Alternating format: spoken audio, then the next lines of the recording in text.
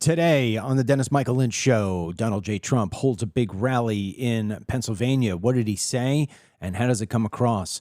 Plus, Democrats win again yesterday in special elections held in Georgia and Florida.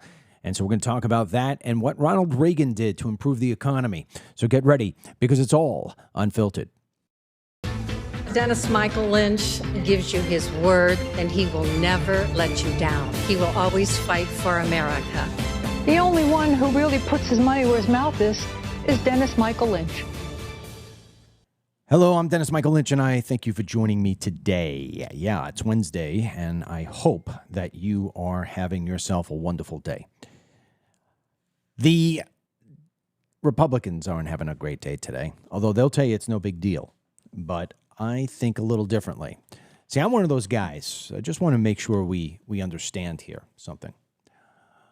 I am one of the guys that if I see a spot on my shoulder that wasn't there or doesn't look like it should be there, I'm the guy who calls right away to the doctor and say, yeah, I should come in and take a look.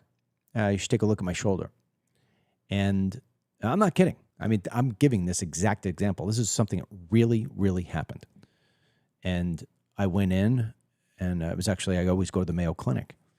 And the doctor took a look at my shoulder and said, that's okay. Do you want me to check the rest of you while I'm here? I said, you might as well. Okay, fine. Takes a look. Nope, you're good to go. Great. I would prefer to get the clearance than ignore it, and 6 months to 8 months or a year later, have somebody tell me, you know, Mr. Lynch, it's a little too late to catch this. Or we may be able to do something about this, but it is going to take an extreme amount of time, medications, surgery, recovery. So I like to get in front of problems, because my experience is when you get in front of problems and you prevent them from happening, you live a much better life. It's a much better situation. It doesn't matter what it is. It could be in your household. It could be your house in general. It could be your business. It could be anything. And when you are in front of, when you play the prevent game, you are always going to do better than when you're chasing. If you're chasing after a problem, you often are scrambling. So you've got a problem, and now you got to try to put it out. So look at our healthcare system, for an example. We are not a preventative society. And if we were a preventative society when it comes to healthcare, then we would be doing much better. But we're not. We chase after. We are a treatment society. And one of the reasons why we are a treatment society, as sad as this sounds, is there is more money in treatment than there is in prevention. Think about this. How does Pfizer, Moderna, Lilly, how do all these different businesses stay in business, make billions and billions and billions of dollars if you don't need to take a pill to help treat a chronic disease that you could have otherwise prevented?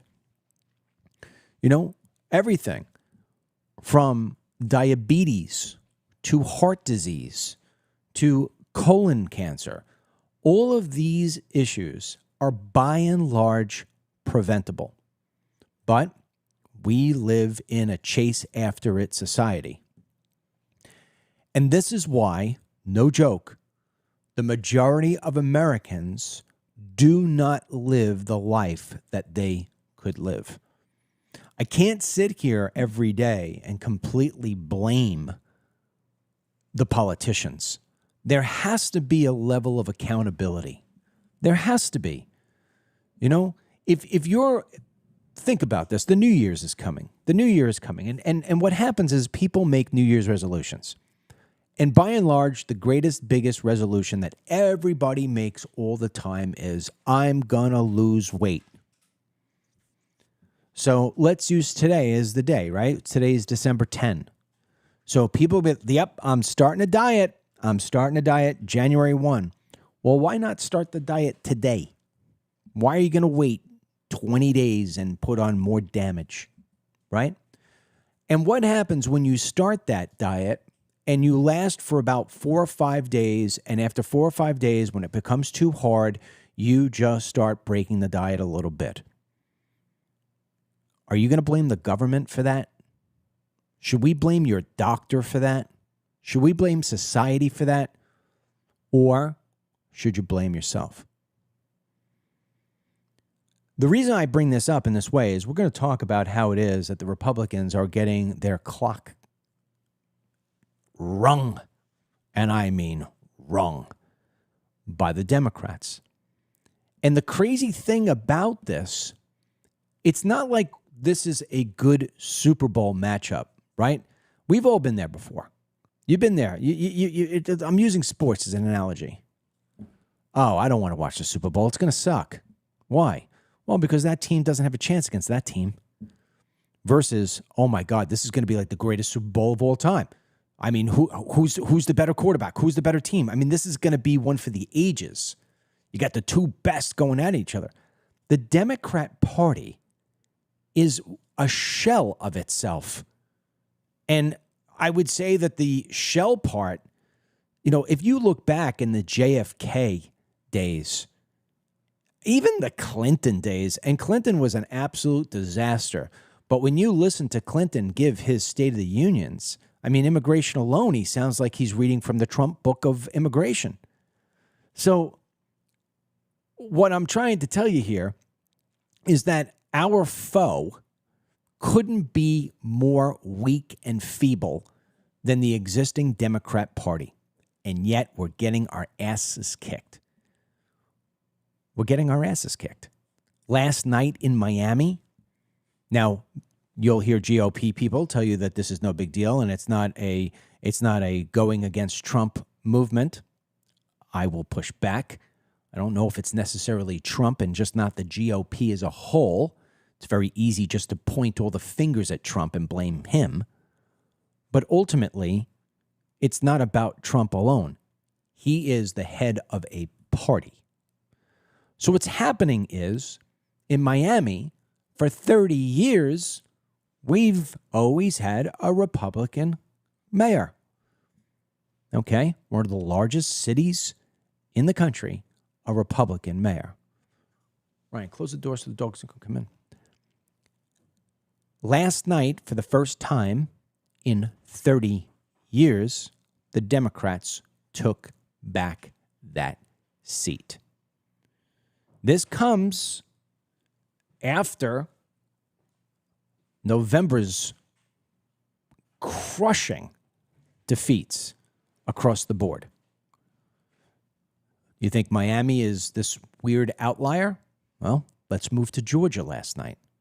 There was an election for a state house seat, and that state house seat is in a district where Trump won by 12 points, double digits. And yet, the Republican lost. So you can tell this, and I mean, I always use Facebook as my litmus test. I put things up on Facebook quite often just to kind of see what the sentiment of people is, and then I'll comment, and sometimes I'll even comment pretty hard back on people just because I want to trigger the conversation and see what people are saying. And so it is becoming black and white. The split and the divide on the Republican Party is so huge.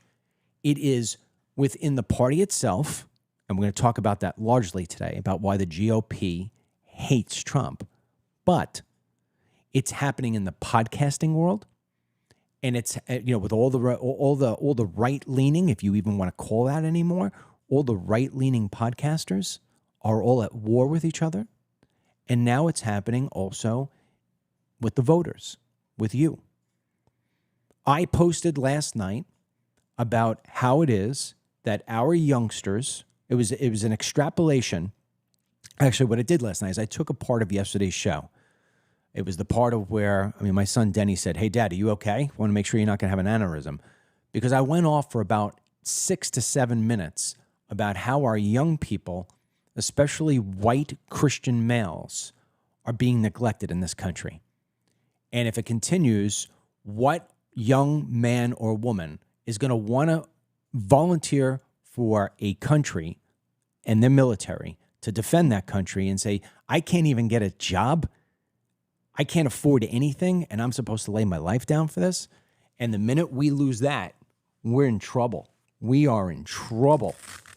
So, with that in mind, I'm reading the comments, and half the people are saying, Dennis, I understand where you're at. My 24-year-old daughter just graduated from college. She can't find a job. Hey, Dennis, I know where you're at. I have a 30-year-old, my 30-year-old son and his wife. They both work full-time, have good jobs. They can't get ahead. They have no extra money.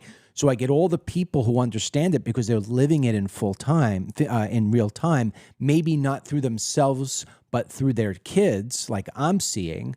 And then you have the other people say, hey, DML, I'm all for today's generation, but us older people are also struggling. So you get that. And then on the other flip side to that, and I don't have enough time to go looking in at these people and what their lives look like. I got to take my hat off. I have freaking get a headache from it. When you read theirs, they're saying, what's wrong with you people? You want everything overnight, blah, blah, blah, blah. Give them more time. Spoiled. And it's just like, wow, man, are you out of touch with what people are going through? Are you out of touch with what people go through? I mean, I'll give you an example. One person said, oh, so the president should change everything because your kids can't buy a house? Good heavens. Not about my kids. If anything, my kids are on the upper end. My kids are doing better than the average kid of all their friends. They're the ones who are doing the best. But I'll give you an example. My daughter Ashley has an underlying condition, and she works. She works full time. If she wasn't working with me full time, she would be on disability. All right. So she comes in, she prints all the CBD orders. She does a lot of the graphic stuff for us. My book, she's the one who, I write a chapter, I give it to her, she formats a chapter. I mean, she works full time, but she is constantly doing it. She has a disease called AERD. So she's doing it constantly where she has neck issues, she has head issues, she gets so much gunk up in her sinuses. She literally can't breathe. I mean, if I showed you the picture of what she blows out, it looks like green cement. She's already had surgery for it, and polyps come back, and there's really no way around it. It's going to be with her for the rest of her life. She's still working full time instead of grabbing disability. This morning, she just sent a screenshot because she has to renew her health insurance for next year. Her health insurance is more than doubling. And she said, how am I supposed to afford this? She's 27 years old. Now, that is somebody who I can attest to is not sitting at home watching soap operas during the day, overstuffing her face with garbage at night, and playing video games at 2 o'clock in the morning. This is somebody who is getting up early, showing responsibility, and trying to work hard. And all of her friends are in that same boat. The same goes with my boys' friends. And I hear this from people who I don't even know. And then you get these folks that go on there and comment that you just got to wait. There was one guy yesterday, I wish I had this chalked up. I don't have it chalked up, but I will remember what he said. He said, what's wrong with you? These people have to wait more time. I'll give you an example, he says. And the example is just so apropos of the disconnect that there is. If you are building a new house, it's amazing that he used a house because that's the biggest problem is housing. But if you're building a new house, it's not done in a day. It's going to take you at least a year. Whoa, really? I came back at him and I said, hey, bud, first of all, your two examples here are horrible. Number one is you're using a house. The problem is these kids can't buy a used house, let alone build a new one. The disconnect, the insult. And then secondly, you're asking people to wait a year to move into their house. Well, look at the calendar. It's December 10. In another 3 weeks, the president will wind up 4 weeks. The president will be in the presidency for a year. And this is why people are getting upset. This is why they're getting upset. They're not seeing what's going to happen. They can't get it. They don't see that they hear the president. We're going to play clips from last night. They hear the president. They even like the president, but they're not seeing the plans come to fruition. And so I want to do a little comparison here for you before we get into some of the clips. In 1979, we had ourselves a major issue with a guy named Jimmy Carter. I don't remember it maybe as many some of you do who are older than me, but I do remember being in the car. At the time, I was about 10 years old. And we had gasoline shortages. Do you remember that? And the prices for everything, inflation was insane. You would have to get gasoline based on the numeral or the letters on your license plate. So you couldn't just drive up like you can today and get gasoline at will. You had to basically, you were given a day. And that was the day that you were allowed to get gasoline. And so you were limited in what you can do with yourself, because if you needed gas on a day that your license plate didn't match, you were out of luck. That's how bad it was in the United States. And so Ronald Reagan came in. And Ronald Reagan, much like Donald Trump, inherited a really bad situation. And in many cases, you can say it was a worse situation. Because do not forget that last year, despite having high inflation under Joe Biden, and I can't stand Joe Biden. I think he's the worst president since Barack Obama. But underneath Joe Biden, the stock market in his last year was up 24%. Unemployment was not all that bad. So the policies were bad. Immigration was bad. The corruption was bad. The price of groceries were getting horribly out of touch. People were struggling. But at the same time, the economy wasn't in a complete collapse. Do not try to position it as a complete collapse, because truth be told is that Biden was benefiting in many different ways from the COVID money that had been the free COVID money that everybody was spending. It was just starting a little bit to run out by the time that Trump came in. So there were a lot of factors that did not make 2023 as bad and 2024 as bad as 78 and 79 under Carter.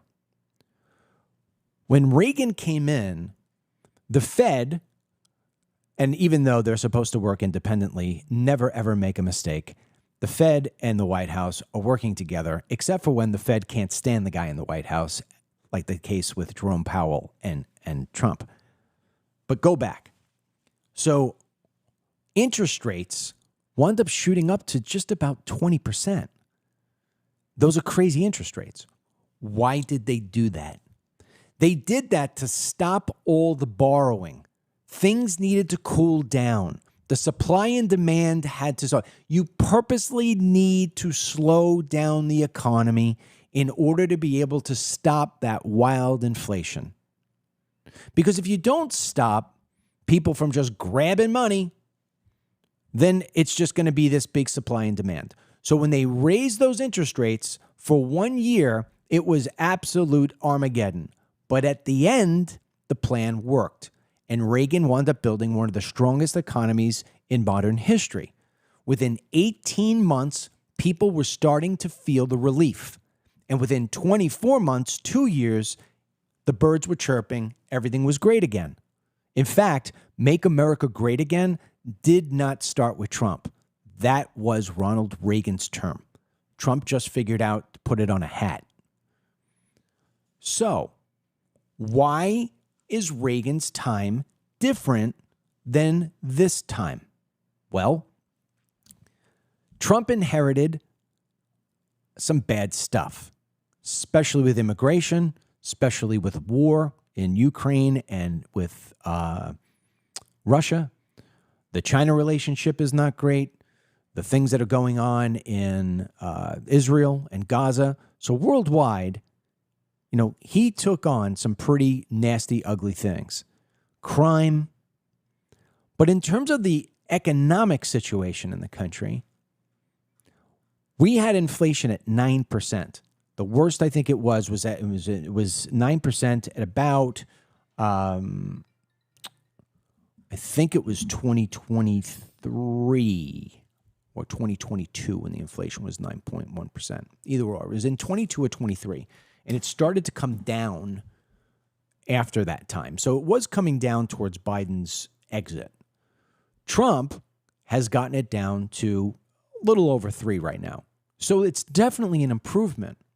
Here's the problem. Unlike what Reagan did by stopping people from borrowing to let things sort of cool down so they can build back up, that's not happening this time. What's happening is the rates are already down. They're going to go down again today. And so what's happening is people are borrowing more. They're borrowing more because they can't afford their bills. There's no extra money. So do people have jobs? Absolutely, they have jobs. The job market's not that bad, although it's starting to go in the wrong direction. Our recent numbers weren't all that great. Numbers came in less than what they thought they would be. August was a frickin' disaster. And remember, there's always seasonal hiring for Christmas time. But what's happening here is that although people have jobs, their expenses are still skyrocketed high. Yeah, okay, eggs have come down, but beef has gone up. If you do your food shopping, and if all things were flat, beef always costs more than eggs, especially if you're going to get premium beef, if you don't want to eat the crap. So you got eggs coming down, but beef's going up. You got insurances going up. You got taxes, and this isn't Trump's fault, but you've got, most state taxes. When do taxes ever drop? When do your property taxes ever drop? Never. They always go up. So the cost of living, even though gas maybe came down some cents, the cost of living, which is what Trump was running on, has not come down in a year's time to the point of where people can say, I have a job, I have my expenses, I'm getting paid a lot of money, it's not costing me a lot of money, I have extra cash. I have disposable cash. So one lady said, if it was really that bad, I wouldn't see all these people at the shopping malls and all these people at the restaurants. That's not true. Historically, at Christmas time, people go out because it's the time of year they're going to spend on Christmas gifts. When they go out shopping, they're also going to go out and get some eats. When they go out for a Christmas tree, they're going to go out and get some eats. And it's a joyous time of year. People like to go out and just see the trees and see the lights. I mean, it's human beings being human beings. The difference is people aren't buying things with their extra cash. They're buying things with credit cards, thus adding on to the debt. So right now, this country has debt of $1.23 trillion with a T. Credit card debt, $1.23 trillion. It is the most it has ever been. The debt ratio has not been this bad in decades. And now you've got what's called the defaults. How many people are actually defaulting on their payments? Can't make their payments, because that's a huge measure. Ryan, go to this camera. That's a huge measure. So when you've got a 10% default rate, you're sitting on a house of cards. It's a matter of time before the wind blows. And that's where we are right now. 24% of people who have credit card debt do not have a plan to pay that debt down or off. And so this is all happening at the very worst period of time. Lots of debt adding up, interest rates going down, more borrowing is going to wind up being accumulated. And then comes January and February, and nobody can pay their bills. When you tack on that we're starting to see a cooling in the economy in terms of hiring, less jobs, well, then that is perfect storm territory. Yet the president is telling a different storyline. And so there are so many people in the United States that don't understand what he says is happening. They don't see what he's talking about. And so when they go and vote, they say, I'm not doing well. I was doing better under Biden. And the reason why they think they were doing better under Biden was because there was still the free COVID money. But people don't go back and think that way. They forget. All they hear is, I voted for MAGA, and MAGA isn't giving me what I needed. Now, if you go back to the people who say you got to give it more time, okay, Reagan got things settled down and much better in 18 months, and it was nirvana within 24. We're at that 12-month period. Trump's got 6 months.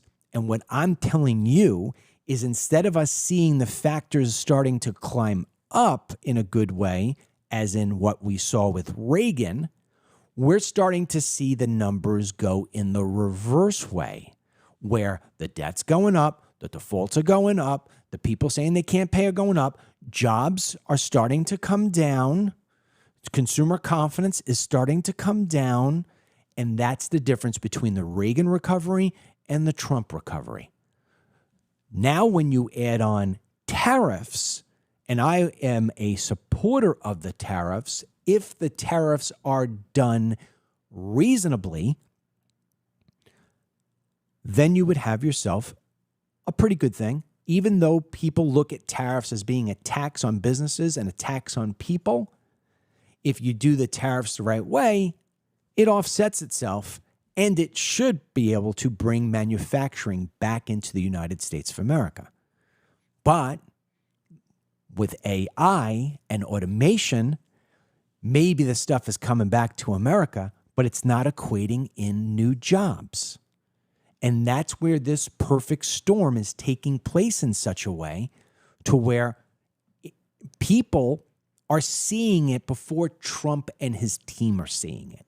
And that's where the problem is. And because Trump is the way he is, his personality, he wants to be around people who are going to do things his way and always say, due to your leadership, Mr. President, and thank you, Mr. President, thank you, Mr. President. And that's good and all. And people love praise, and we should give praise where praise is due. I'll give you an example. Great job, Mr. President, at doing your job at securing the border. Fantastic. I'll give it to him. But in other areas, we can't be chasing the problem. We've got to prevent. We've got to get in front. One of the things with the tariffs is the tariffs, you've heard it, 5% today, 20% tomorrow, 100% then. Oh, no, I'm going to take the tariffs off. No, I'm going to put the tariffs on. Now, you may think that that's cool because we're sticking it to China, or we're sticking it to Mexico, or sticking it to France. I get it. The problem is we're also sticking it to the businesses. If you are in the business of selling a widget, okay, and you sell this widget for $150 and your cost has been $75, you know that you've got a $75 profit, and then you look at all your costs and your costs come out to $60, and you know at the end of the day you're going to make 10% on this $150 phone. And if you sell enough phones and you're making $15, you could make yourself a nice business. Well, now the president says we're going to put a 10% tariff on this. And it's like, whoa, okay, 10% tariff. What am I going to do? First thing I got to do is I got to sell it for more than $150. It's not that bad, 10%. It's not that good. Will people wind up buying it? Yeah, they'll wind up buying it because if they're not buying from me, they're going to buy it from the next guy, and he's subject to the tariffs as well.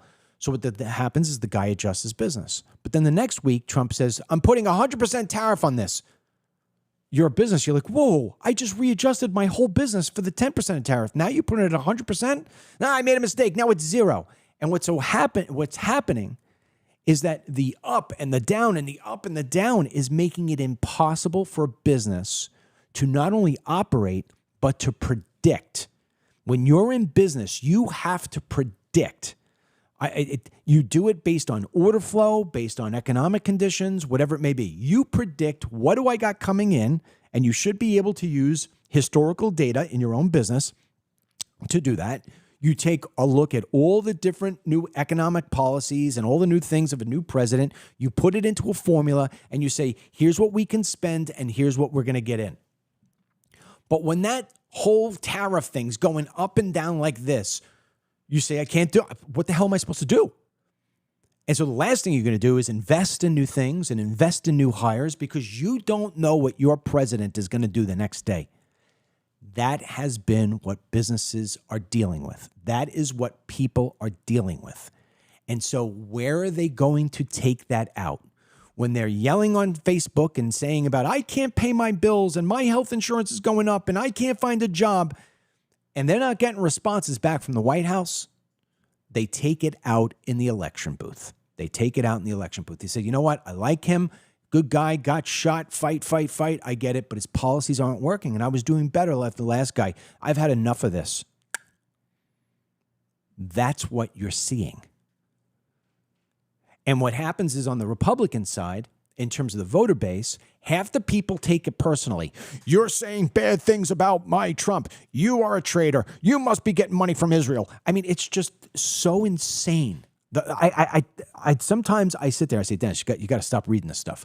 I read the comments because I try to gauge what people are thinking and living. The hysteria and the maniacs and the dumbasses are just everywhere.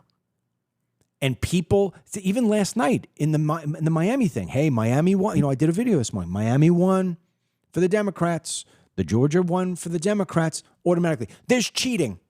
It smells. There's cheating. We're going to start that. Florida has got to be the most secure state in the union for elections. Ron DeSantis cleared out all the fraudulent people. He made this state, you go vote in my state, dude, you're showing ID, you're signing your name. It's like unbelievable. It's a little overkill to this term, but I'll take it because I want to make sure it's fair. Ron DeSantis won his election by 20 points, and he didn't have Trump's endorsement. So instead of people saying, oh, there's a dot on our shoulder, we need to go address this, they want to blame it on something else. They want to tuck away what it is, and this is why we are getting our asses kicked. It's happening on the voter level, and it's happening in the White House. They're going to tell you how groovy and great things are. Then you go to the next stage. The next stage here is that not only is Trump being inconsistent with the tariffs, and it's hurting, but when you look at the GOP, they're not supporting Trump. All the things that Trump made promises to, if he can't do it in an executive order, it ain't happening. The new thing is now the GOP says, we're going to look at health care. Oh, you're going to look at health care. But basically, who can't look at it? What are you going to do about it? Now, all of a sudden, in the next week, they're supposed to have, here's going to be a new program. Oh, really? You're going to do this all in a week. What have you been doing for the last 11 months? Obamacare has been a complete disaster. Why is it that we still have this thing a decade after it was put in? The GOP doesn't like Trump. I am telling you straight out. I've been doing this for 20 years. Not a single person in the GOP liked him from the day that he walked down that escalator. They can't stand him. I'll give you a prime example. I want you to put yourself in this situation. Let's say, for instance, for one moment, you are Ted Cruz and you wanted to run for president.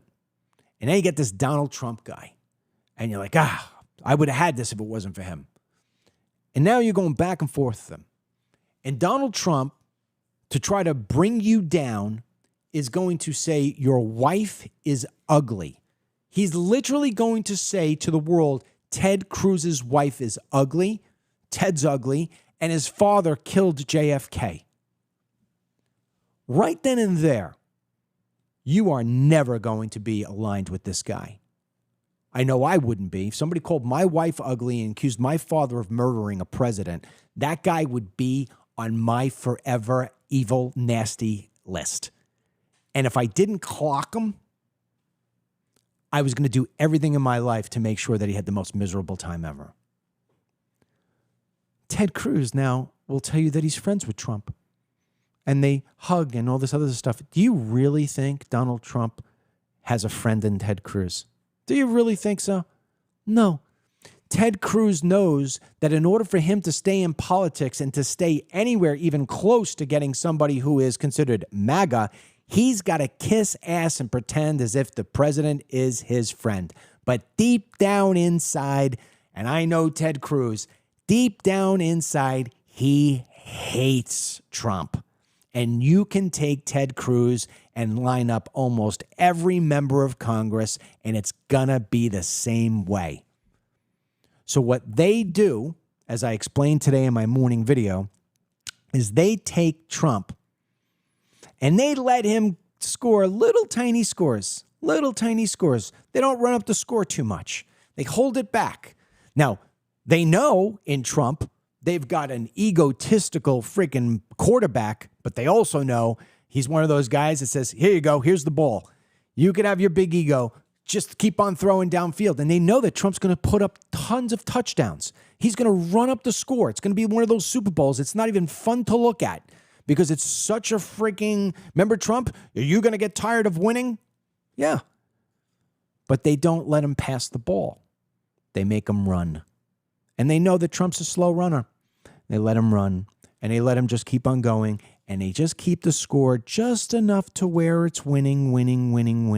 No new laws passed, no new great initiatives, no support in really making America great again. And you could see it, whether it is the Justice Department not bringing any real substance to the show of let's show the world how you as a Democrat cannot defraud our country and get away with it. Not a single person from the Biden administration or from the Obama administration right now is in jail or even looking like they're close to being in court. Why do you think that is? We don't have a single bill about voter ID or about changing the election 2020 steal. Nothing. Why? Why is this happening? Because the GOP is keeping it as close to a tight score as possible. And then at the very, very end, when they know that there's just enough time on the clock for the Democrats to get the ball back, the Democrats don't have to score a touchdown just as long as they get that field goal. So yeah, we're up by 1.2 points going in, only 2 minutes left. Ooh, fumble. Democrats get the ball and they kick the three-pointer and win by 1 point. That's the midterms. The GOP wants Trump done because what they'll say is, hey, we didn't give him a touchdown. Okay, when they win in 2028, they'll win the presidency. We'll keep the Senate. We'll lose the House. We'll keep Gavin Newsom as a lame duck. He'll have 2 years, and then maybe we'll take back the Senate and we'll take back the House. And then we can restart in 2032 with a new establishment player. That's how the GOP is thinking. That's how the deep state is working. And anybody who denies that doesn't understand how this works. So the question becomes, what can Trump do? And I'm going to give that to you. But first, we're going to play a few clips. The first thing the president has to do, and I don't know if he has the personality or the wherewithal to do it, he has got to change his tone. And I don't know if he will, because he's written books his whole life about hyperbole and selling into people's fantasies. Last night, he was in the Poconos in Pennsylvania. And look, the guy is entertaining as they come. He's funny. I mean, he's probably the funniest and most entertaining president of our lifetime. And there's no doubt, I watched some of the clips and I'll laugh out loud, especially a guy who tries to be funny. I find incredible humor. But if I were one of these kids, or if I were one of these older people, if I was an American who is really struggling right now. And believe me, our businesses are struggling. We're not doing anywhere near what we were doing years ago, not even close. But at the same time, I'm not on the cliff about to fall off. You know, I've set myself up in such a way for when the rainy days come. But listen, when the rainy days come and then you add a wedding and then you add, I need a new roof. I mean, we literally have leaking coming in the side of our walls in our house. I got an estimate. It's $110,000. I said to Mary, I said, $110,000? I'm not spending $110,000 on a roof. She goes, well, you realize the fact that we're getting water inside the walls. I said, well, I'm going to kick it off. I'm going to kick the can down the road. I'm going to try to fix it later on. I've got to hunker down. I got to survive this bad time. When people are tuning in to see if the president has something new for them, the humor and the ha-ha funny, it doesn't go over. Not like it used to. Here's the first clip from Trump. Now, yeah, it's cute and funny, but I want you to do me a favor. I want you to position yourself in such a way to where, and maybe you're already there, to where you personally are struggling, or a person in your life, especially a 20, 30-something-year-old, is struggling. And you turn on to see, because this whole thing was designed as, this was going to be about an economic speech. This was an economic speech. And this is what you hear the president focusing on. Play. Which is better, Sleepy Joe or Crooked Joe?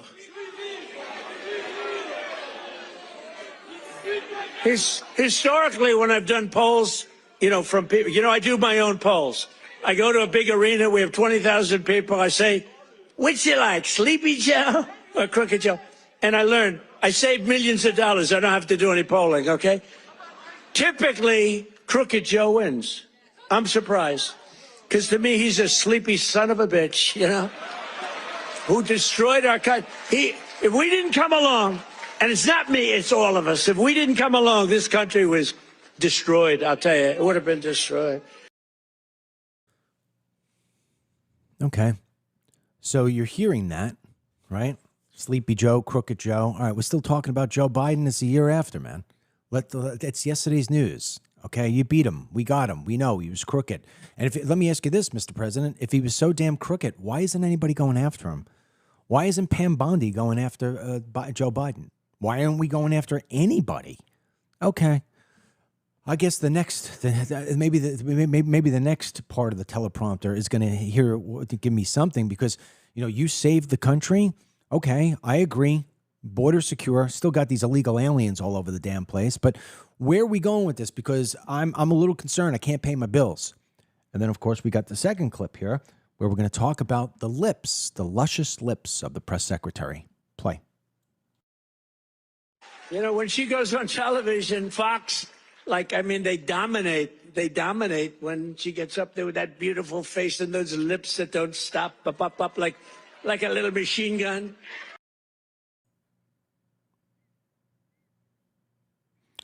So there you go. So now you're sitting there and you're watching because you can't find a job, and it's December 9, and you know that on December 15, that is when the late day comes, to where now you have to pay a late fee to the mortgage. You have to pay a late fee to the car loan, and you're sitting there saying, okay, it's got to be coming soon. It's got to be coming soon. And then you're going to hear about Ilhan Omar. Play it. Do we have any individuals from Somalia in the group? Please raise your hand. That's from Minnesota, That's called the Great Big Minnesota Scam, with one of the dumbest governors ever in history.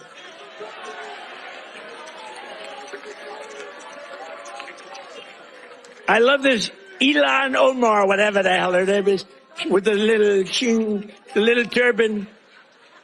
I love her. She comes in, there's nothing but bitch. She's always complaining. She comes from a country where, it's considered about the worst country in the world, right? They have no military, they have no nothing, they have no parliament. They don't know what the hell the word parliament means. They have nothing. They have no police. They police themselves. They kill each other all the time.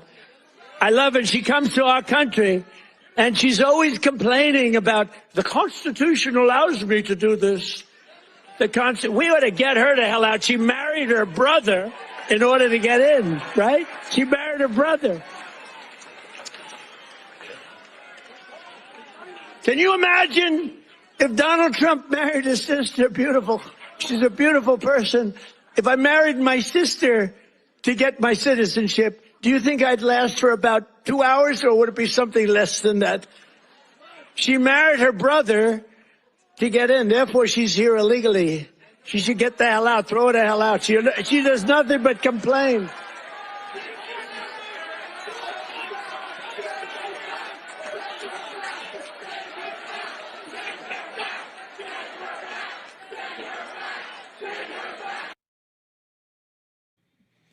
Okay, so let's look at that one, because that has a little bit more meat on the bone than obviously Crooked Joe and the luscious lips of the press secretary.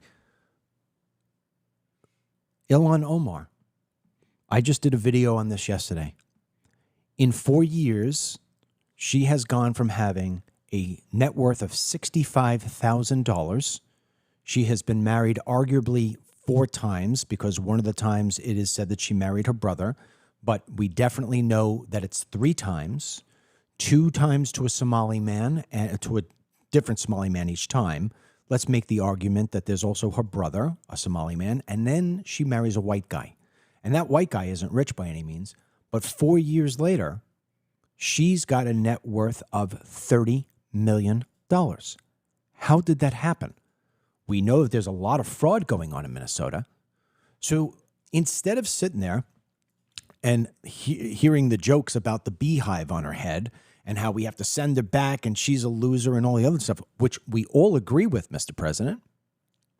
But my question becomes this, because the 15th is coming up and you aren't going to pay my bills. Ilhan Omar could definitely pay hers and then some.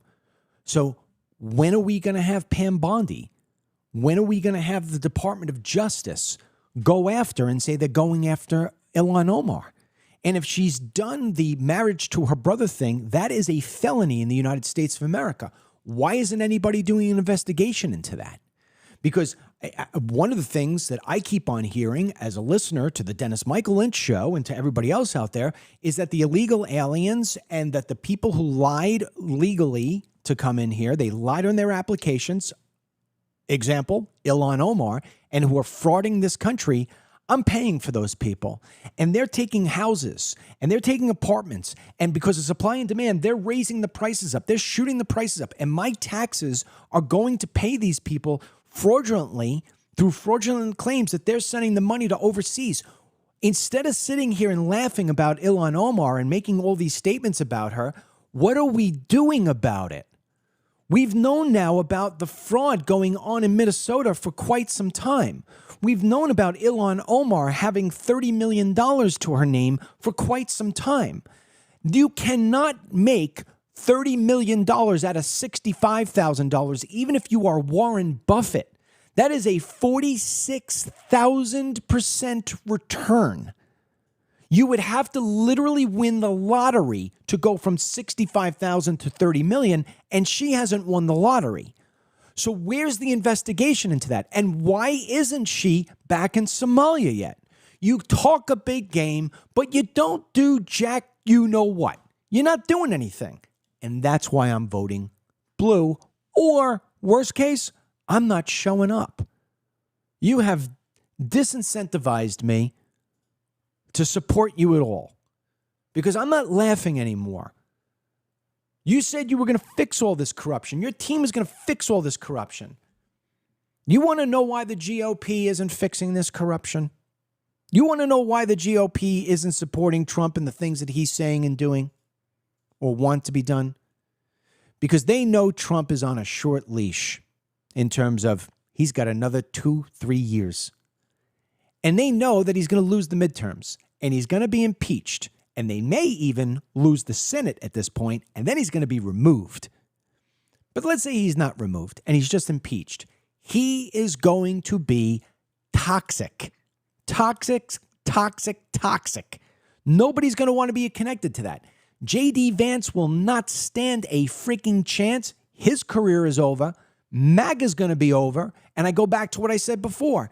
They'll bring in Gavin Newsom, and then they'll change it, and they'll think that they're going to run a Republican who's an establishment, and somehow they think they'll win because Gavin Newsom's going to be so bad that they're going to have no choice but to go red again.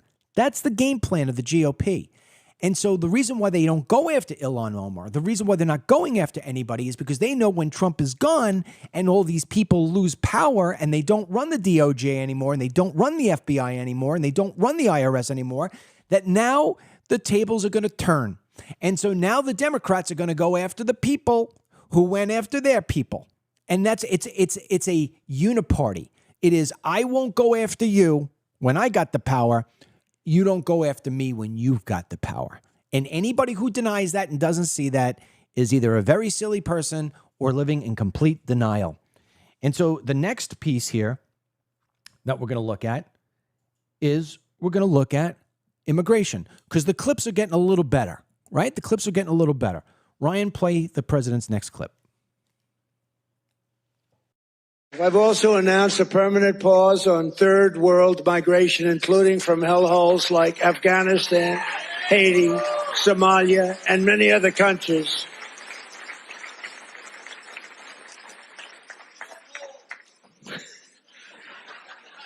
I didn't say shithole, you did.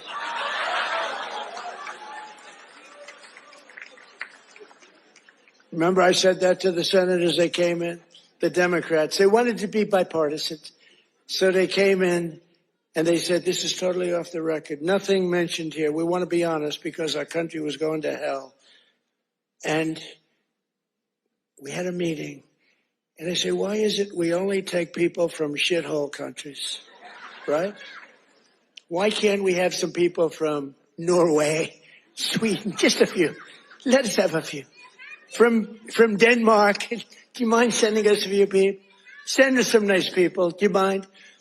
But we always take people from Somalia, places that are a disaster, right? Filthy, dirty, disgusting, ridden with crime. The only thing they're good at is going after ships.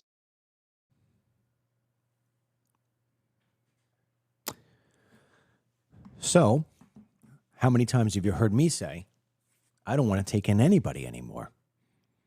I don't want to take in any money anymore. See, I think the time for entertainment is done because we are in a really serious situation. And if things don't turn around, people aren't going to vote or people are going to vote blue. And you have to understand how the country is designed. You're listening to me, right? You and I would never vote blue. Well, some people just won't show up. So you've got this sliver of right and you've got this sliver of left. And then you got this huge block of independents. This country is made up mostly of independents. They do not listen to political podcasts every single day. They look at clips. They're not invested like you're invested, right? The big, huge block doesn't give a rat's ass about its Biden, about its Trump, about its Newsom, about its DeSantis. It's about them. It's about them and their life and their ability to live the American dream and not have to struggle. So the traitor, the I'm leaving the party, I'm voting, they don't buy that stuff. They just want policies. Trump sits here and says, when are we going to get some more good people from Denmark or Norway or whatever? No more people. If I'm sitting at home, I'm saying no more people. I don't want them from Somali, and I don't want them from Afghanistani, and I don't want them from Irani backgrounds. I don't want them from Denmark and Sweden backgrounds either. I don't want any more Italians or any Irish or anybody else. I don't want anybody else. It doesn't matter whether the face comes in black or it comes in white. The face comes in and it costs me money. Every time we take in a new immigrant legally, it costs you money. You think these people like, hey, listen, I'm coming over. It was my time up. Chain migration, I'm coming over. What do you need, $5,000 to process me? Here you go, $5,000? No, we pay for that. These people come, we pay for them to come. End it. End it all. They're not hearing that. Now you've been sitting through this damn speech and you're waiting and you're not laughing. You're not finding the humor anymore. You once did, you're not now. Because the 15th is coming and your world is getting tougher each and every time. And so finally you hear about the economy. Play. Day, and I said it the other day, and a lot of people misinterpreted. They say, "Oh, he doesn't realize prices are high. Prices are coming down very substantially." But they have a new word. They always have a hoax. The new word is affordability. So they look at the camera and they say, "This election is all about affordability." Now, they never talk about it. They never talk. Thank you very much. They say I'm not allowed to run. I don't know what the hell that's all about, but that's okay. He said 4 more years. You see the new hat? We have 4 more years. Yeah. So now Trump is poking fun at the word affordability. Imagine that. Imagine you are an independent or a Republican. You voted for Trump. You're struggling. You're really struggling because you can't afford anything. And you got the president poking fun at the term affordability. And what happens is you just cut off. And you say, I knew it was too good to be true. All these politicians, they're all the same. And then what happens is you feel disenchanted. You feel as if nobody cares about you anymore. And you tap out. And the enthusiasm's gone. The enthusiasm's gone for any vote to be given at all. You just don't show up. And if you do vote, you don't know if you could vote for him again or anybody who's in his policies because you just don't see how it worked. That is how elections work. And so right now, the president of the United States is not reading the room correctly. When you go in as a celebrity to the Poconos, everybody's going to be up because everybody loves a celebrity. Everybody wants to be part of the Trump funny show. But that's a small crowd there when measured by how many people are struggling. So, I just read a comment here on Facebook. I love it when conservatives freak out. I'm not freaking out. I'm not freaking out because I'm going to be on the side because I plan, okay? I'm going to be on the side of I'm going to survive. And my kids, ultimately, if they couldn't afford it, I'll bail them out. But I'm a rarity. And I'm more concerned about my fellow Americans. And I mean, anybody who's been with me for a long time, you know me. And I love to joke. I mean, I throw myself in the snow. I roll myself around the leaves. I do the walk and talks. I'm poking, making fun. Even yesterday when I did my my short little video for Facebook about Ilhan Omar's sudden $30 million, I started off with a joke. I was walking in my backyard and I purposely made myself trip and fell into the sofa and said, oh my God, I must have tripped over $30 million. I like to make funny and jokes. I don't see anything funny right now because unlike the majority of people, whether they're listening to me right now or they'll listen to me later on audio or they'll play the playback or the other people there who are just, that they're just going to, I love this guy. I love it. You love a politician. A politician is never going to love you back, except for when they want your vote or praise. It's the way it works. I love America. I don't want to see my fellow Americans struggle. I don't see any jokes in this. And I'm not saying it's a panic to where the asteroid's going to hit us tomorrow and we're all going to die. What I'm telling the president of the United States and all the people who support him and vote for him is the double message here. If the president continues to ignore the real truths around affordability, he is going to go down as the single worst president ever. That's how people are going to deem him, not me. That's how people are going to deem him. And they're going to take it out on the party of the Republicans and J.D. Vance. That's the way it works. This is not me coming up with a philosophy. This is historically how it works. And people don't want to take they don't want to look at the breadcrumbs that go back. They just want to keep on moving forward. You got to learn from history in order to be able to succeed going forward. You have to. So the president needs to change his tone and start taking this a little bit more seriously. He doesn't have to be gloom and doom. You got to have some enthusiasm. But at the same time, you got to put a realistic plan into place. And you got to look at the speeding train that's about to hit. And it's not the case. The other thing, too, is Trump has a history of being somebody who borrows money all the time. He loves to be leveraged. He borrows. And that's okay when the collateral is a 50-story building in Manhattan.